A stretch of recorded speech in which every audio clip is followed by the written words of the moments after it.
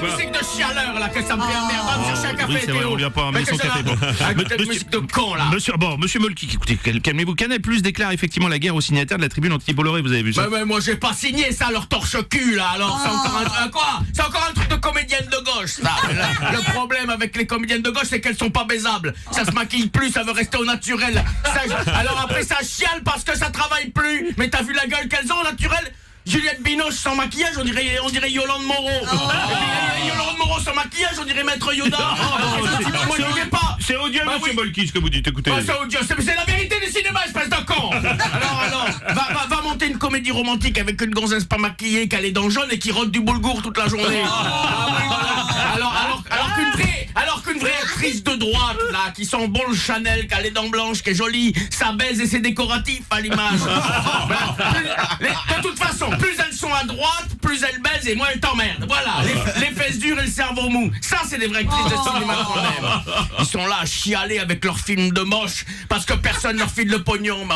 Mais c'est des cons, ils sont pas capables d'être malins, tu comprends? Ouais. Moi, quand j'ai voulu financer Coup de foudre à Lyon de Bruxelles, Ouais. bon ben, les producteurs, ils voulaient Virginie et Fira. Ouais. J'ai dit non, on va prendre Séverine Ferrer, c'est exactement la même chose, mais c'est gratuit. Non, écoutez, bon, il est vrai que la revendication de ces actrices et acteurs, c'est de dénoncer les positions d'extrême droite du groupe Bolloré. J'en ai rien à foutre. Enfin, l'important, c'est le pognon. Moi, Bolloré, je l'ai baisé. J'aurais pas pu faire la moitié de mes chefs-d'œuvre sans lui. C'est lui qui m'a donné les 2500 balles qui manquaient pour monter Cyrano de Bergue-Plage de Edmond Reston, la version ch'ti de Cyrano de Bergerac avec Shirley et Dino.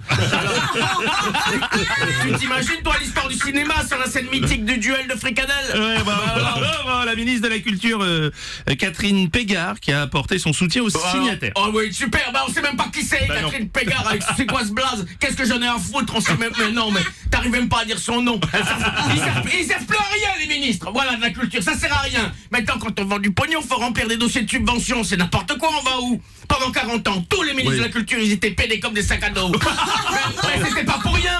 Tu voulais un peu de pognon, t'allais te baiser. Bon, voilà, Frédéric Mitterrand, Jack Lang, je les ai tellement baisés, à la fin, on prenait notre douche ensemble. Bon, monsieur Molki. Sinon, pour parler purement cinéma, là, il y a eu la présentation de Moulin, dans lequel Gilles Lelouch incarne Jean Moulin. Oh, mais tais-toi, ça c'est n'importe quoi. Il faut un film sur Jean Moulin. Moi, j'en suis à mon 3e film sur Jean Moulin. Ah bon? Jean Moulin, Jean Moule 2, Jean Moule 3. Bien sûr. Oui, il y a des auteurs derrière. Oui, bien sûr. Tu comprends, il y a de l'écriture. Jean Moule 3 avec Jean-Luc Reichmann et Boudère dans le rôle du général de Gaulle. Que des répliques cultes. Vive la Réré, vive la Zizi, vive la résistance. Alors, dans le film, il y a Hitler, joué par Stéphane Bern. Oui, parce que Hitler, il avait un petit côté ministre de la Culture, justement. Oui, ça faut en parler aussi. Parce qu'à la fin, Hitler, il se déguise en saucisson géant pour être incognito sur le Tour de France, pour s'évader vers l'Argentine. Mais comme Boudère, il a résolu Enigma depuis Londres, il le fait arrêter avec l'aide de Gérard Rolls, qui est formidable dans le rôle de Gérard Rolls. Voilà. Mais ça, c'était du cinéma. C'était mieux avant. Oui, merci, monsieur Molki. Merci à Julien.